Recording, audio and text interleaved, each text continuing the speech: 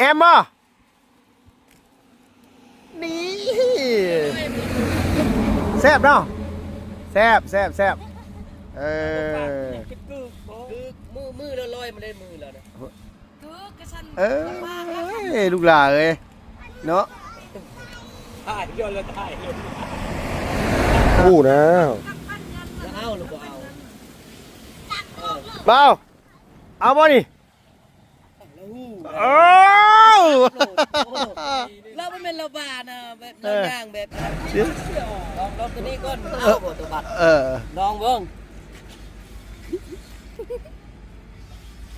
ยาก โมโหเนาะ แล้วขึ้นมาบัตรแล้วว่าอยู่นั่นว้าวเรา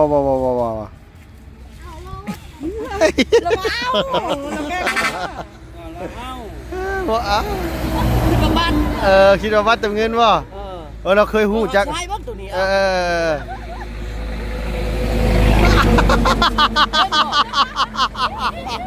เล่นเหรอไงเราเอาเห็นบ่ดูทิ้งมา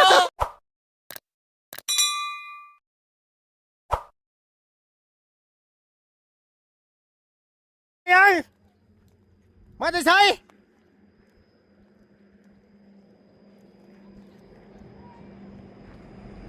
โอ้ยนอคันโบใช่แล้วสิเลนเขาเพื่อนจริงๆพี่น้องเอ้ยเมื่อกี้นี่สิเขาไปลักของได้ใส่ได้บาทที่นี่ได้อุกใจได้นอมาจะทางไหนเจ้านั่นมาจะใส่มาจะใส่ถามยูเดบอนถามภาษาบ้านเจ้าดูลูกละถามไอ้เราดู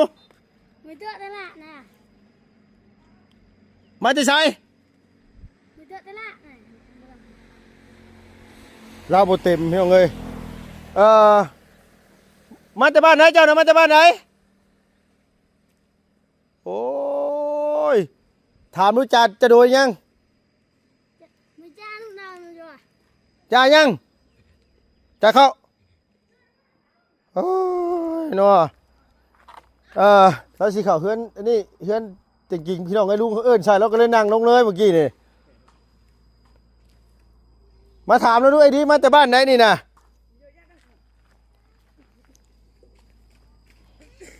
พี่ละไปพี่ละไม่กินหม้อน้ำกินน้ำถามน้ำกินน้ำมาอยู่บ่ห้วยดาวไม่ห้วยดาวไปเอาน้ำไม่ไปลูกไปน้ำไม่แล้วไปเอาไปลงเลยเนาะเรามาแต่ทั้งพี่ละไม่นะอันเลยมันกระชับคนปากกึกลุงเลยนั่งหีก้อนมันนั่งหรือมาอันไปกระชับแล้วปากกึกบ่คือปากกึกคือเราไปได้ว่าแม่นอกมั้งถามเราด้วยดิเรามาจากบ้านไหนเราปากแล้วปากบ่วิจูวิเจอแต่วิละวิละมาคนปากกึกเลย กึกบ่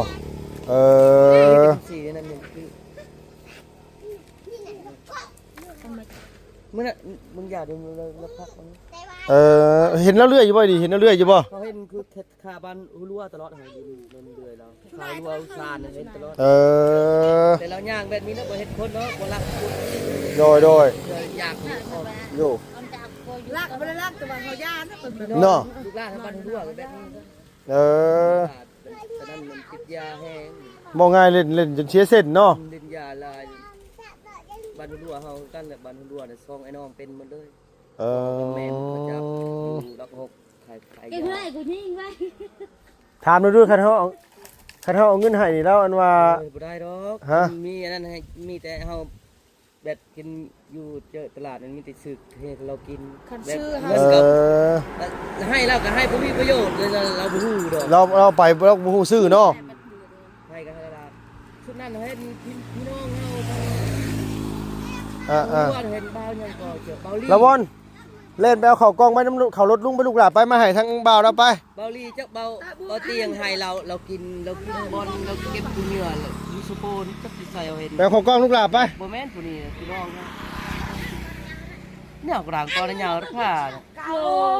ก่อนมายาวผ้าเท่าไว้น่ะอันนี้คือช็อปเราเนี่ยใช่อันมันอันนี้ก่อนมายาวผ้ามีมุขยาเนี่ยมุขเราก่อนมันยาวคือไล่กันไกล เราไอ้ก่อนไป ตัวพี่น้องเฮามันสักลายเต็มลาก มันสู้มันนุ่มกว่านี่ เออ มันลอยนะมันยางนี่กระยักกระยัก อ่า มันเป็นลอยกึกเลยลอยเลย โอ้เป็นตาดูตนชาติเนาะอ่า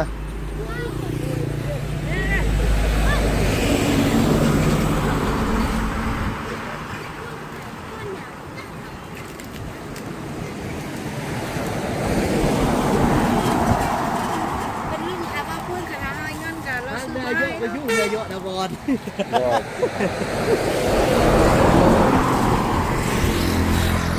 เอาพี่น้องไอ้พอดีว่าเราย่างสิเข้าเพื่อนไม่ติงกิงเมื่อกี้ลุงห้องใส่โดดดงรถเนาะนี่แล้วก็พักคนนั้นคน บอสแต่ว่าเราได้ยินได้ดีเอ้ยเนาะเราได้ยินเขาเอิ้นตอนเขาเอิ้นเนาะ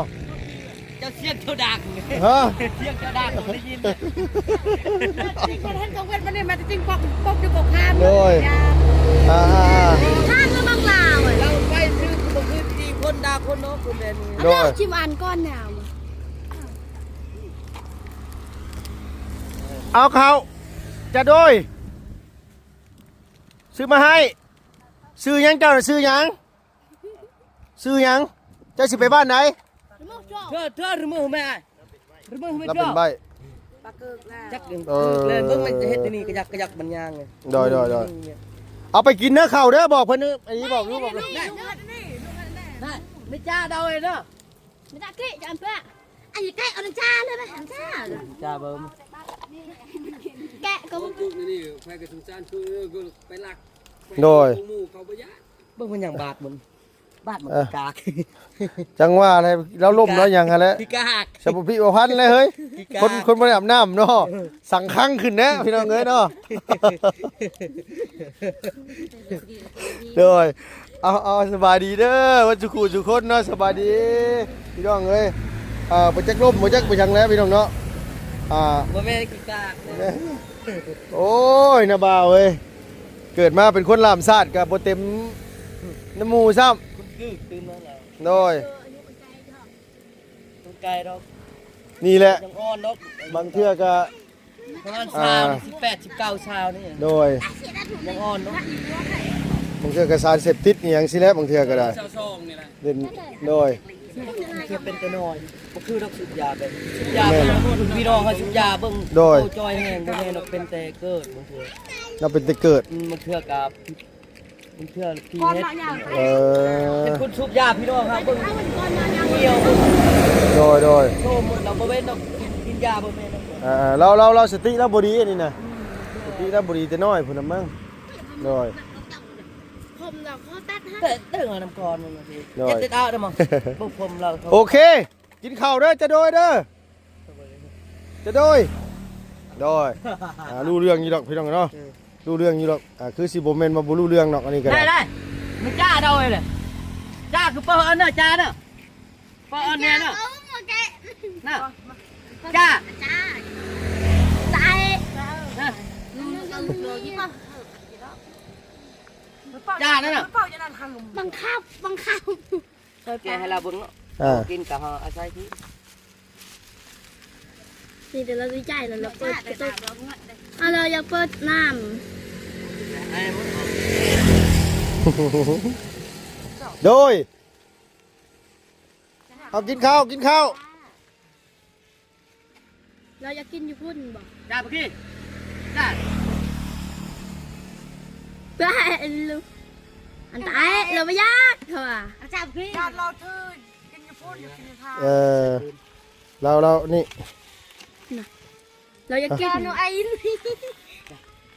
มือละลอยเบิ่งนั้น มือละลอยเบิ่งนั้น กินเลยเอาเราไปกินอยู่พุ่นไอ้ดีปิดไปให้เราก็ได้ ใจบาดหมดแล้ว ลำหูจะความอย่างดอกเราบอกว่าภาษาบ้านเขาก็คือคนบ่หูบ่หนวกนี่นะหูหนวกจะได้คอยเอิ้นชนะเมื่อกี้เรายุดจึกด้วยเมื่อกี้นะเอาให้แล้ว ใจละดีใจเลย rồi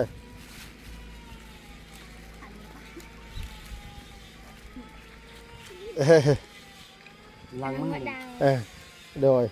เอาเราคนหลายเราบ่กล้ากินมาจัก จัก ญาติเราบ่กล้ากินคน มือเราเบิ่งนั่งลอยเห็นเรายางกระยักลอยแล้วบางเทื่อก็เป็นรอยแต่เกิดพีเฮ็ดเทื่อก็บ่แม่น โดย เราก็ดีใจ ดีใจ แล้วบ่อันนั้นเนาะ โดย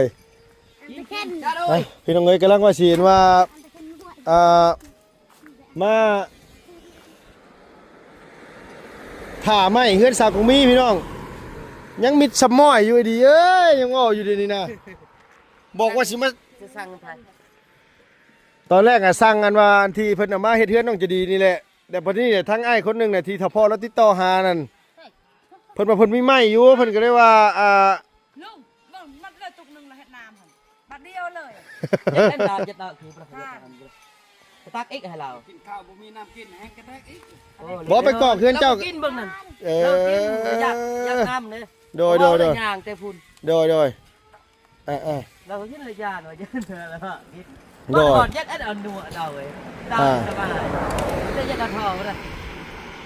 ให้อ้ายตักอีกนำให้อ้ายนะอ้ายเดวอนหัวโลนคือกันกับเดวอนจะได้เจ้าน่ะ พ่อได้กินข้าวลุงเนาะ โดย เอาเห็นตลอดแถวฮุซานในแถวฮุลัวเห็น โดยเป็นตาลุโตนในคนแบบนี้บ่เป็นแต่ให้ได้วะเนี่ย เราบ่ตีคนเนาะ น้อย ติดหยอกติดยาเนาะเป็นบาดเกิด เฮ็ดจะสั่ง บ่เห็นก็เป็นตาลุโตนแบบนี้นะ เราบ่รักบ่พูดเนาะ น้อย บางเทือกแล้วจะพ่อกินข้าวก็มี น้อย ข้าวกินเป็น เราอยากย่างเข้าไปเมื่อกี้ลุงเอิ้นใช่แล้วหยุดจึกเลยพี่น้องเอ้ยจอดอยู่คิงนิ่งเลยนั่งปั๊บรถ โอ้ยลมพัดลมไปแหละ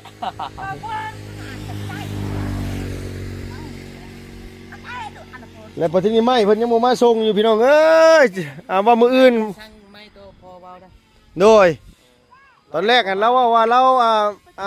มีไม้แล้วว่าให้เท่าพ่อสั่งแล้ววันนี้เราบอกว่าประมาณอาทิตย์กว่าเลยจากได้ข่อยว่าค่ะอาทิตย์กว่าแล้วข่อยสิสั่งทางอื่นแต่เขาสิมาส่งมื้อนี้บัดนี้บัดว่าฮู้ว่าข่อยสั่งนำคนอื่นแหละโทรมาหาข่อยยกเลิกว่าเดี๋ยวนี้เขานะว่าข่อยสิไปส่งเดี๋ยวนี้ตั้งแต่เมื่อวานนี่ว่ามื้อนี้น่ะฮอดแน่ๆเลยแต่บ่รู้ว่าจักโมงเพิ่นบอกได้ดิ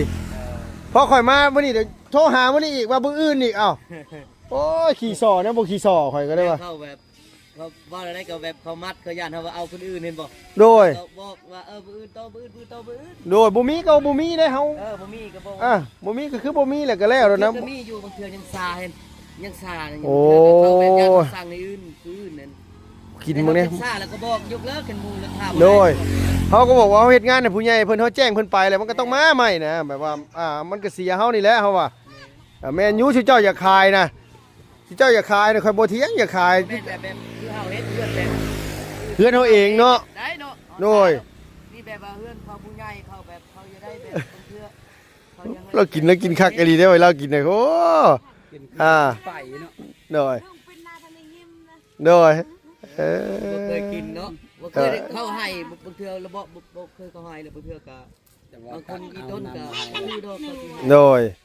นี่แหละพี่น้องเอ้ยความสงสารการทำบุญนี่ทำแบบใดก็ได้ทำบุญนี่ดีแบบนี้ก็ถือว่าทำบุญคือกันโดยบ่จำเป็นว่าแยกว่าทำกับคน มนุษย์เฮาลุงเนาะ โดย แม่นบ่ได้เครียดบ่ได้สั่ง แต่บางคนน่ะรวยอยู่รวยบางคนก็ บ่ บ่ ให้ ให้ บ่ให้ บางเทื่อก็เข้า คือคอยเว้านี่นะไอ้ดีขี่รถคันละ3-4 ล้านบาท แต่ว่ามาพ่อชื่อเจ้าขายกล้วยนี่คือละ25 ยังต่ออยู่ ต่อคือละ15 15ยังเทื่อ10,000 เขาต่อ รถมันขี่คันละ3-4 ล้านน่ะมันต่อกล้วยคือละ 10,000 5,000 เทื่อเห็นเขาเลาะขายละไม้คือกันต่อ แม่น หน่อไม้นี่เล็กน้อยซ้ำเขาละวอนซ้ำเขาอันนี้นี่เขาขายถุงละ20ต่อ3ถุงเท่าไหร่มันต่อ3ถุง40 3ถุง50เอาว่าทั่วเขาสิได้หน่อไม้มานี่มันบ่เป็นเรื่องง่ายเขาไปหาหน่อไม้ลูกหลานไปหาหน่อไม้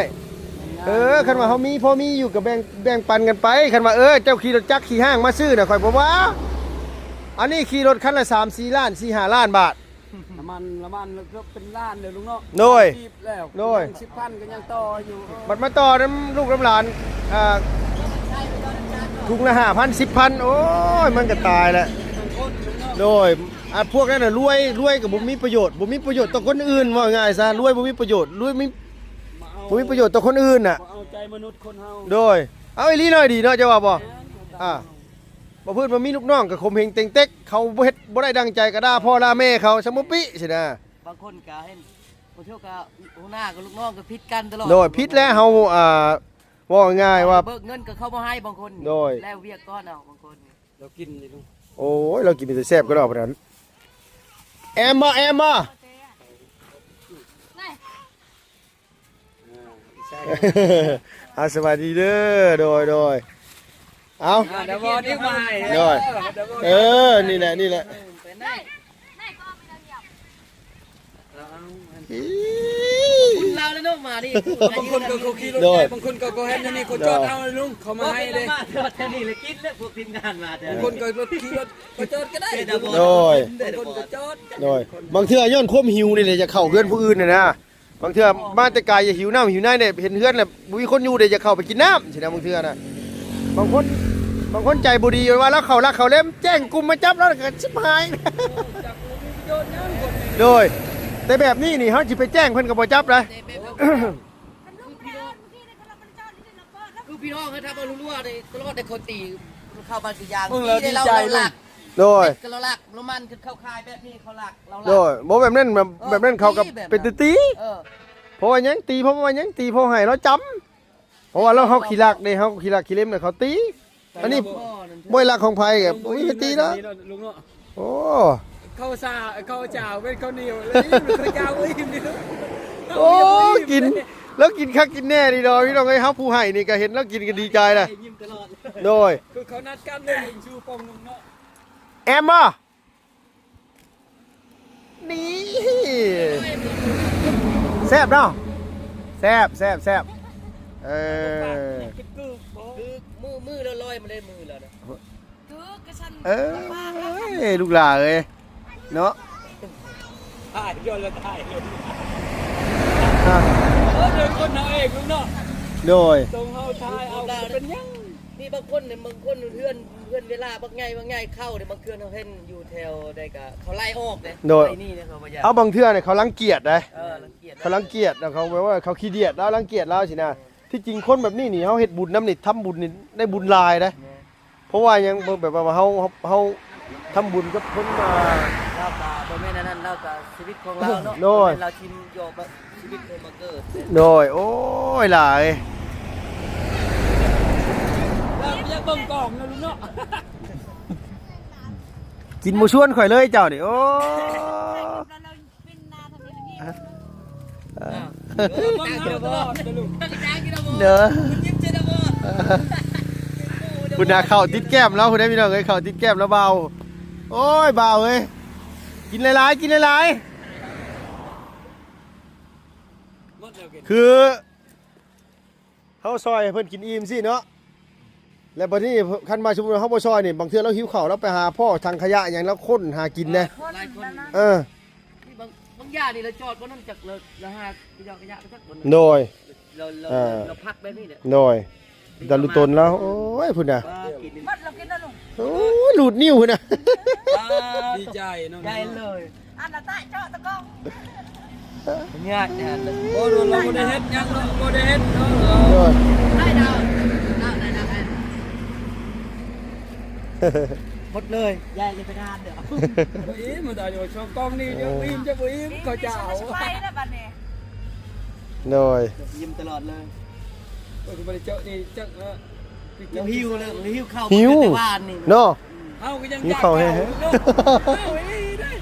เอายังไปซื้อนั่งแคมมากินเด้บางเทื่อเด้ ข้าวเบาๆมากินตลอดเล่านี่บางเทื่อแต่บ้านนี่เรามากินข้าว โดย บางคนเลยเขาให้เนาะ น้อยคนนะสิเอาให้นะเพราะว่าบางคนก็เห็นแล้วเป็นแบบนี้เลยแล้วเขาเอื้อนเขาซ่านไล่แล้วแต่ว่า พวกเขาไล่บางคนให้ บ่ก็บ่ได้สกปรกหรอก แต่บางคนน่ะรังเกียจ สุกปรกกระยาและเรากิน น้อย ส่วนหลายคนเดียวนี้ว่าพอมีคน บางคนยังให้แบบเข้าเรือนเขายัดเข้าตลอดแต่นั้นได้เขาสิไล่ โดยยันเฮาบ่อยู่แล้วก็เข้าสิเนาะเราเคยได้กินสิเนาะบ่มิดนึงก็บ่เหลือไอ้ดีเอ้ยโดยจ้าเอาน้ำแกงตามหลังมาดิ นั่งกินน้ำสดคือเอาแหละ ดีใจและอิ่ม ดี เลย ใจละดีใจละ คนเฮามันม่วนเห็น อิ่มบ่อิ่มบ่อิ่มอยู่บ่ ใช่เด้อมาอิ่มแล้ว อ๋อ เราเป็นแต่เอาเบาเราหูเราเดิม เอ ใจ อ เลือดเดียว โดยโอ้ยน่าบ่าวเอ้ยเนาะกินเลยจ้ารถโดย กระไรเงินหลอกกระเบินเป็นเยอะอะไรกระไรเงิน ละวอนเบิ่งเอาเด้อหำเด้อใหญ่มานี่คันไปติดชานเสพติดนี่เป็นแบบนี้ได้เจ้าก็ได้ ยาเบิ่งแล้วแถวเราดำนี่แถวขาวเด้อ เราบ่ได้กินดอกนี่ ยาดอกเป็นเกิด โดย ยาแถวดำหมด โดย ชุบยาบางคนนี่ชุบยามามันติดทางยาสูบ โด เลย ย โดย เนาะ แม่น นี่เราบ่ชุบยา โอ้ยเลียชดนิ้วนะน่าบ่าวเอ้ย รอดดีใจ เอาเงินง่ายแต่ตาเจาะ เออ เราก็ฉลาดคือกันเลยแหละเฮ็ดใจเลยนะ เออ คือบ่จ้างตัวเงิน มันบ่ฮู้ดอกว่าสิเอาเงินให้เราแต่ยันเราบ่ฮู้เดี๋ยวนี้นะบ่ฮู้ดอกไอ้ดิน่ะ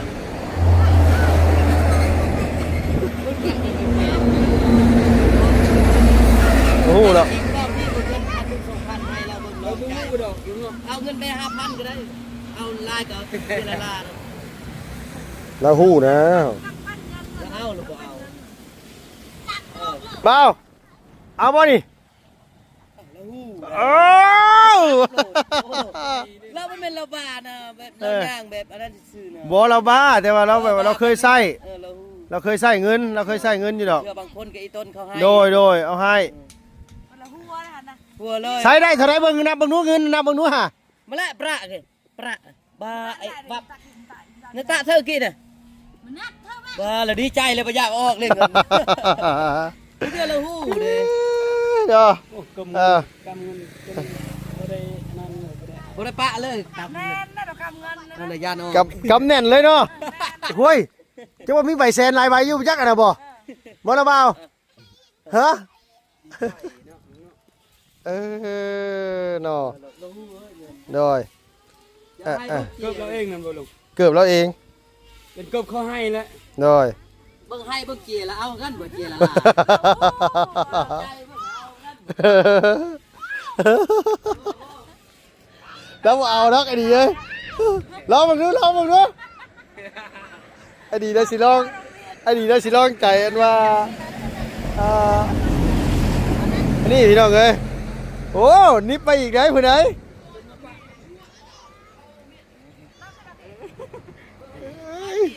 หัวอย่าลืมเด้อดิเด้อ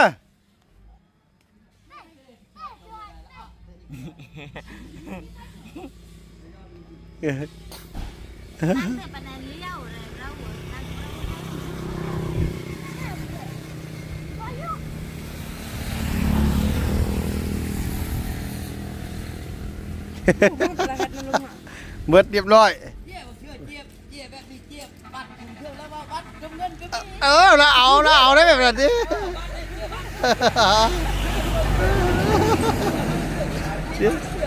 ลองตัวนี้ก่อนเอาบ่ตัวบัตรลองเบิ่งยาก โมโหเนาะ แล้วขึ้นมาบัตรแล้วว่าอยู่นั่น ว้าวเราเอา ว้า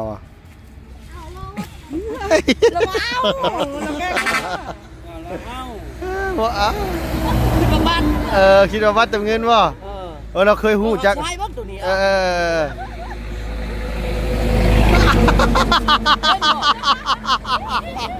เล่นเราให้เราเอาเห็นบ่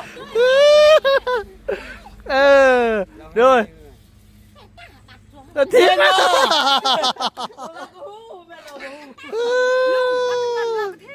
โดยมาตรงนี้เราก็ทิ้มไปดี เงินอยู่ใช่เลย เงินเราเก็บไ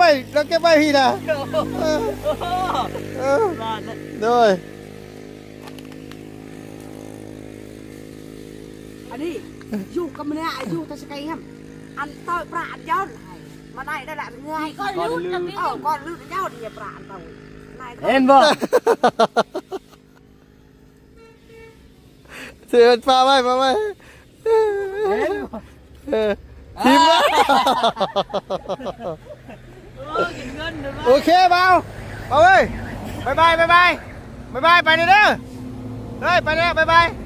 ไปแล้วเนาะ บ๊ายบายไม่ โอ ไป เค บ้านบ๊ายบายแต่พี่ เอาพี่น้องเลยเนาะพ่อคนมันมาสติแล้วบทดีพี่น้องเนาะก็เลยมาพ่อเพิ่น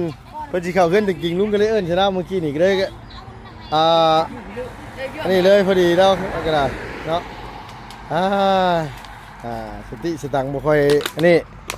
นี่แหละคนเฮาเกิดมาเนาะพี่น้องบางคนก็ครบ32อยู่แต่ว่าสติสตังค์เราบ่ได้พี่น้องเนาะเดี๋ยวตอนแรกเนาะพอไกลเนาะตอนแรกเนาะเฮ็ดมุ้งนั่นเนาะ ยังตอกกันตีบ่ได้นี่มึง เดี๋ยววันนี้โดยนี่ ตัด ยามาตัดยากูเฮ โดย เอ้ยย้อนเลยมานำการย้อนอันมานำ โอเคพี่น้องเอ้ย ตะเนาะ มาพ่อเด็กเส้นอาจารย์ได้โดยสบายดีเด้อโดย ขึ้นไปพื้นเลย ขึ้นมาพื้นน่ะเลียดพื้น พี่น้องเอ้ยเนาะ ขึ้นไปพื้นเปลี่ยนที่ ตีบ่ได้ลูกจับบ่ได้ โดย เอาขึ้นจังซี่ยังบ่ได้นี่ เป็นย่าน่ะ ต่อ ต่อ ตัดกล้วยเอาขึ้นไปเป็นย่างตอดนี่หมดเลยนี่บวม โด เลย ย ไปตอกเพาะหมูไปตอกกระดาษ โดยสบายดี ต่อทำเป็นกุ้มเลยเลยต่อ ต้องนี่เป็นน้องเลยนี่อ๋อจับนี่ จับแบบนี้บ่ได้เลยบ่ บ่ ต่อคุมบ่ต่ออยู่ในดินบ่ ลงมาลาวเด้ขึ้นไปพื้น บ่ได้บ่อันนั้นมันยางมันได้บ่ เอาเห็นจำเห็นอยู่มันนั่นบุญอยู่แถวบนดาบเฮาตัดหญ้าเฮาก็ปบไป เพ เล ราะ ย ยันห้างมันนั่น ห่างมันแหละเก้าเฮาบ่กล้าไปเอาบ่ไกลแล้วเฮา พาดวงตาไป เฮาญาติแหละ ไปตั้งบอลพี่ ตั้ง มาเที่ยวห้างมาแล้ว ห้างมันแล้วอยู่หั่นน่ะ ยามนี้มันเป็นบ่ยามนี้บ่ เป็นยามนี้เป็น บ่นั่น ต่อตัวใหญ่เป็นบ่พอไกล นอนบ่หลับ ต่อตัวใหญ่ๆนะบ่ต่อคุมแล้วเนาะดี ที่มัน เนาะ ตอดเป็นคุ้มเลยนะ บ่คะแนนมันเห็นห้าง ไปยามมื้อคืนไปจุไฟใส่หน้าหูมันก็ตายไว้แล้ว เอาลูกมันมาทา เอาโอเคนะเสด็จเอาสบายดีพี่น้องเด้อเอาสบายดีเบัดสุขุสุคนพี่น้องเอ้ยตื่นเช้ามากะนี่ได้เห็นมาเฮ็ดบุญเฮ็ดทานเลยกับคนบ่เต็มบาทเป็นไรเอาไปเนาะขอบคุณหลายพี่น้องอยู่ดีมีแห้งอย่าเจ็บอย่าจนน้ำไม่รวยสุขภาพพลามัยแข็งแรงเอาไปเนาะไปแล้วพี่น้องบ๊ายบายสบายดีเด้อ